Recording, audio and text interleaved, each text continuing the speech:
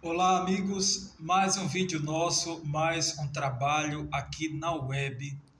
E, como sempre, agradecendo a vocês que dão like, a vocês que compartilham o nosso trabalho, aos inscritos e aos futuros inscritos.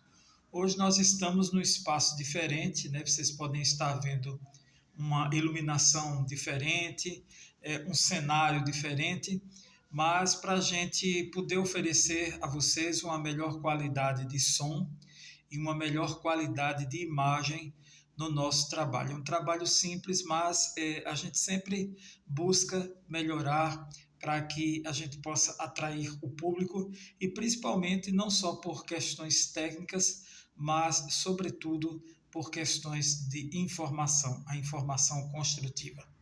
E o nosso vídeo hoje tem três temas, e os três temas são mais voltados para a atualidade, e como é uma revista eletrônica, e depois a gente vai fazer um vídeo, né, coladinho, né, que é o Língua Portuguesa e Afins. Nós vamos falar sobre coisas, obviamente, voltadas para a nossa língua portuguesa. Então vamos lá, meus amigos, vamos subir no balão do conhecimento e vamos ver até onde ele irá nos levar, com certeza, ao conhecimento positivo que gera a boa dopamina.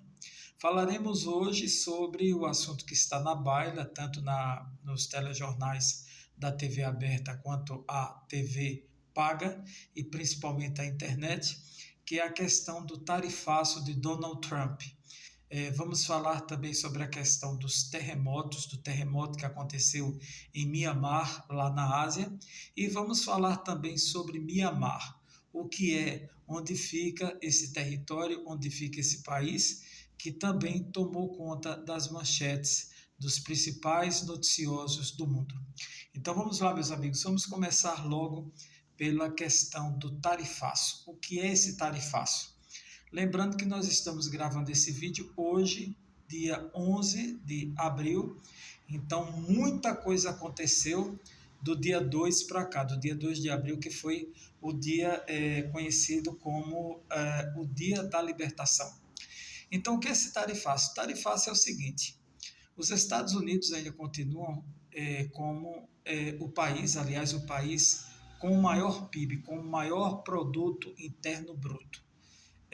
Eu fiz um vídeo, vocês sabem, falando sobre os países que mais faturaram no ano passado, e os Estados Unidos é um país que continua em primeiríssimo lugar.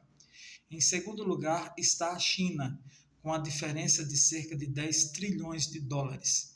Então, a bola da vez ainda é dos Estados Unidos. Então, Donald Trump, que é o atual presidente, ele criou uma série de tarifas, para o Brasil cerca de 10%, para a China 34%, que é o valor mais alto, para cerca de 180 países ou 190 países, para que todos os produtos que esses países levem para os Estados Unidos para serem comercializados lá na terra do Tio Sam, eles pagarão alguns 10% e a China 34%. E é lógico, meus amigos, que o mundo chiou.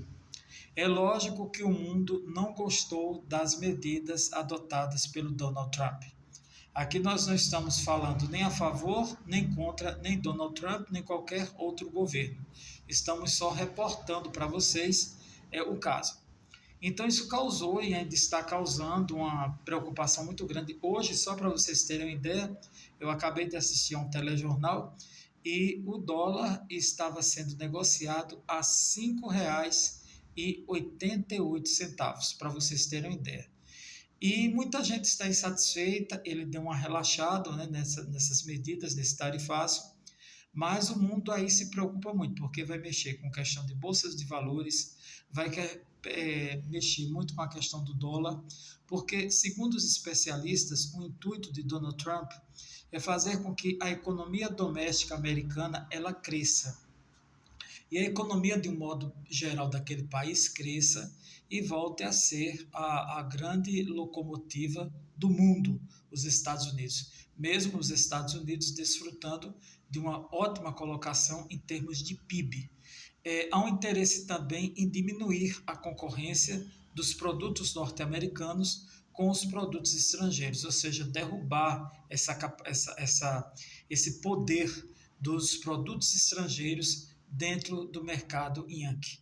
Então, ele tem todo esse interesse, ele e a sua equipe, de exatamente desarticular os outros países, sendo que, segundo os especialistas, os economistas, ele está fazendo uma coisa muito perigosa, porque isso vai gerar assim, como se fosse uma grande bola de neve e que pode fazer um efeito contrário, prejudicando e muito a economia norte-americana. Nós estamos sabendo que os países estão reagindo, não só os países da Europa, mas também a China, e vamos ver onde é que vai dar, como é que vai terminar essa história, já que estamos vivendo o período da guerra comercial. Não é mais aquela Guerra Fria que aconteceu no século passado, logo após a Segunda Guerra Mundial, em 1945, quando os Estados Unidos da América disputavam com a União das Repúblicas Socialistas Soviéticas. Hoje estamos vivendo uma guerra diferente, que é uma guerra comercial e que promete muitos capítulos muito interessantes e preocupantes para a sociedade. Alguns países podem ficar prejudicados do ponto de vista de prejudicar ainda mais o setor financeiro. Né? O Brasil mesmo, a situação do nosso país é muito preocupante, porque isso afeta diretamente o nosso setor produtivo, e os Estados Unidos são o segundo parceiro comercial do Brasil, o primeiro é a China. Então, olhos bem vivos, olhos bem abertos diante dessa situação do tarifaço. O segundo tema, meus amigos, é essa questão dos terremotos, né? Do terremoto, e vamos aproveitar também e vamos falar sobre maremoto. O que são os terremotos? Nós estamos ainda vendo muita coisa, muitas mortes, muitos escombros, decorrência, né, do terremoto que houve lá em Mianmar, no sudeste da Ásia, e a gente fica se perguntando o que é um terremoto propriamente dito. O terremoto, minha gente, meus amigos, nada mais é do que um fenômeno, né, digamos assim. São os abalos sísmicos que ocorrem em áreas chamadas falhas geológicas, encontradas em placas tectônicas, sendo mais frequentes as placas que convergem entre si. Como é que eu vou explicar isso para vocês? Digamos que aqui são duas placas. Então, essas placas elas fazem isso. Pode acontecer tanto no ambiente terrestre quanto no ambiente marítimo. Então, quando elas fazem isso aqui, é como se fosse liberado um gás. E é exatamente nesse processo que ocorre o chamado terremoto. E os terremotos, justamente nessas convergências, é que estão ali os chamados epicentros. Dos epicentros, eles vão a uma profundidade, seja na área continental ou na área oceânica ou marítima, eles vão de 2 a 20 quilômetros de profundidade. Para que vocês tenham uma ideia, de 2 a 20 quilômetros de profundidade. Então, se acontece em áreas continentais, nós chamamos terremoto. Se acontece em águas oceânicas, nós chamamos maremoto. E é exatamente o que nós vimos em 2004 para 2005, né? Quem tem uma boa memória vai lembrar daquele grande tsunami que aconteceu lá no Oriente, né? E principalmente na região da Indonésia, onde morreram muitas pessoas. Só para vocês terem uma ideia do que pode acontecer com relação ao tsunami, eles chegam, né? Os tsunamis chegam ao litoral com a velocidade de até 800 quilômetros por hora e são ondas gigantes com mais de 20 metros de altura. Para se calcular o terremoto, a capacidade destrutiva, existe a chamada escala Richter, que nós vamos falar hoje, e tem também a escala de Mercalli. A escala Richter, ela foi elaborada, ela foi criada em 1935 e ela mede a intensidade dos terremotos. Ela vai de 1 a 10. Por isso que a gente vê nos telejornais, eles dizem, o terremoto em tal lugar foi de 5,2 na escala Richter, exatamente, porque ela vai de 1 a 10. Então, essa escala ela foi utilizada, ela foi usada para medir a capacidade destrutiva de um terremoto. Já a escala Mercalli, ela vê o poder de destruição dos abalos sísmicos na sociedade e varia de 1 a 12. Então, quanto maior for o número, maior a capacidade de destruição. Só para vocês terem uma ideia, graças a Deus aqui o Brasil não corre risco de ter terremotos ou maremotos, porque está bem distante das chamadas placas tectônicas. Mas para vocês terem uma ideia, eu vou aqui passar para vocês alguns das maiores tragédias ocasionadas por terremotos e maremotos no mundo. O primeiro que nós vemos aqui foi na China, em 1960, onde foi o maior da história, que deu 9,5 na escala Richter e gerou não só tsunamis, mas também erupções vulcânicas, para vocês terem uma ideia. Na Califórnia, em 1989, aconteceu um terremoto, 7,1 na escala Richter, foram 60 mortos e cerca de 7 bilhões de dólares em prejuízo. No Japão, em 1995, houve também um terremoto, 6,9 na escala Richter, com 5 mil mortos e mais de 350 pessoas, mais de 310 mil pessoas desabrigadas, para vocês terem uma ideia. Na Índia, no ano 2000, aconteceu um terremoto 8 na escala Richter, com mais de 20 mil pessoas que sofreram, né, com o terremoto.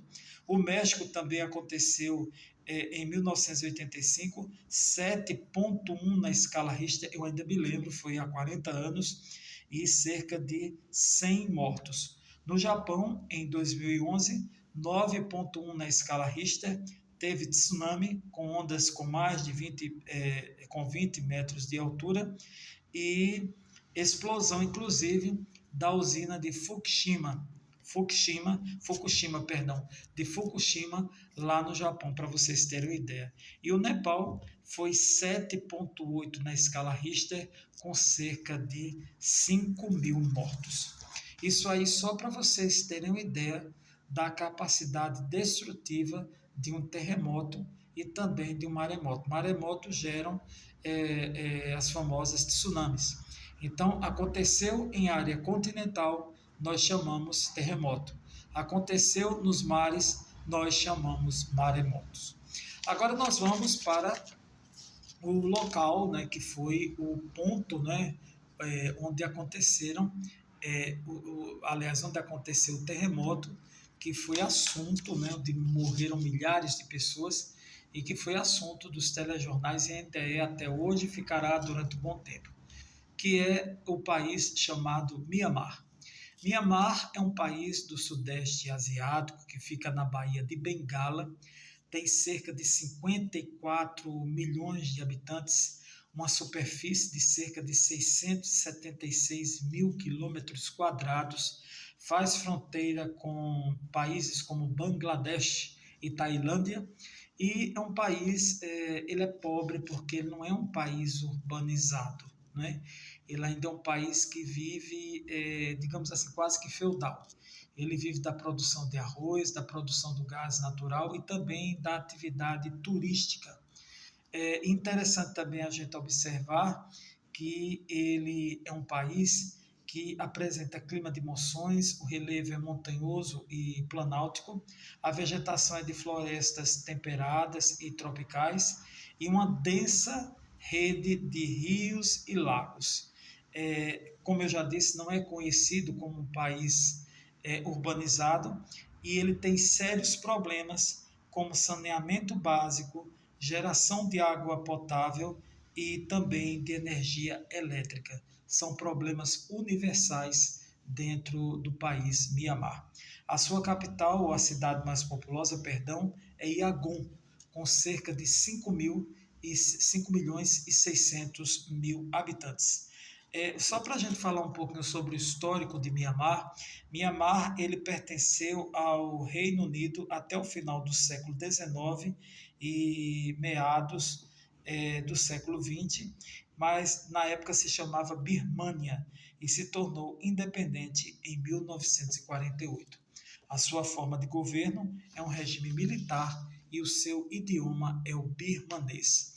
Então vocês imaginem, né, um país desse, pobre, com todas essas questões deficitárias, e enfrenta de uma hora para outra uma tragédia tão traumática como a causada por um terremoto.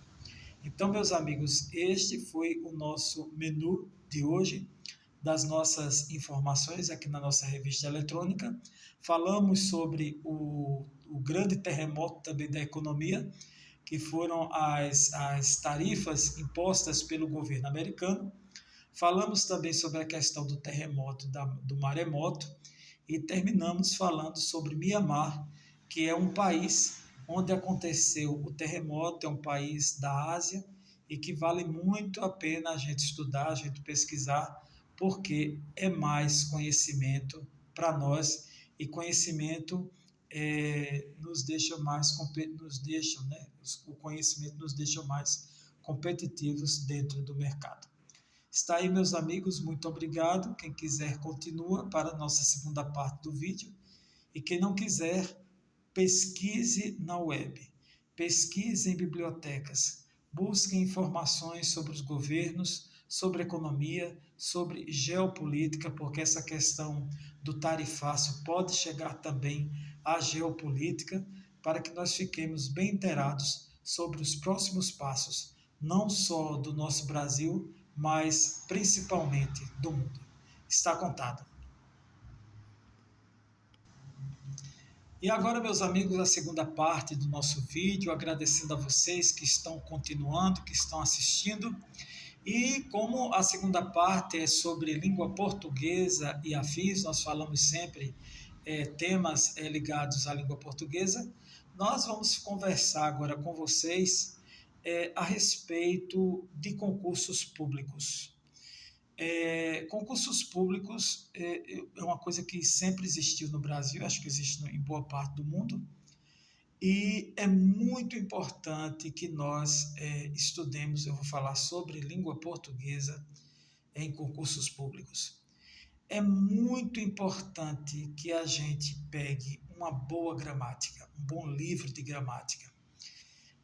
Tem gramáticas maravilhosas, eu tenho a minha, é bem antiga, não é antiga demais, tem uns 5 ou 6 anos, mas assim, gramáticas de qualidade, né, que elas tenham as normas, né, essas gramáticas tenham as normas gramaticais, questões voltadas para a ortografia, porque é muito importante se estudar, mergulhar na língua portuguesa. Língua portuguesa é muito, muito, muito, é fundamental, 100%, para quem vai fazer concurso público. É a base. E você estudando bem a língua portuguesa, não só no escrever, mas também no falar, gera divisas. Gera divisas. O mundo hoje trata melhor quem tem mais conhecimento. Como eu sempre digo, não é mais quem indica, né? Hoje é mais quem tem o conhecimento. Conhecimento é moeda. Conhecimento é muito importante no mundo que nós vivemos. Tem muita gente que não busca estudar, não busca se aperfeiçoar, e o mundo aí é uma roda, né? Uma roda e gira e você se perde. Então você, com conhecimento, até numa roda assim, de amigos, né? Num grupo de amigos, você demonstra mais conhecimento que o outro, lógico que as vagas surgirão. Então, você que está se preparando para fazer um concurso público, eu não digo nem só o Enem, mas concurso público, estude, mergulhe e, se possível, compre livros de gramática e de ortografia em língua portuguesa que contenha testes e, de preferência testes já respondidos. Quando a gente estuda a língua portuguesa, facilita para você fazer uma boa redação, para você compreender também e fazer uma boa interpretação de texto, porque tem concurso público que pede interpretação de texto. Então, meus amigos, não tem caminho fácil e não tem atalho para concurso público no Brasil. Tem que estudar língua portuguesa. E a parte de gramática, a parte de ortografia, do escrever bem, não vai escrever, não vai responder em provas de concurso público, como o pessoal tem feito aí na linguagem da internet, né, usando aquelas abreviaturas, porque você vai ser desclassificado. Então, hoje foi só uma dicasinha para você, para que você estude mais, busque a língua portuguesa, os livros de gramática, da primeira página até a última, não tenha preguiça, porque quando você estuda, você vai preparado para qualquer questão, para qualquer casca de banana que digamos assim, as pessoas que preparam os concursos, elas botam diante do candidato. O meu muito obrigado a vocês. Continuem assistindo aos meus vídeos. Eu agradeço a todos e até a nosso próximo encontro em língua portuguesa e afins. Está contado.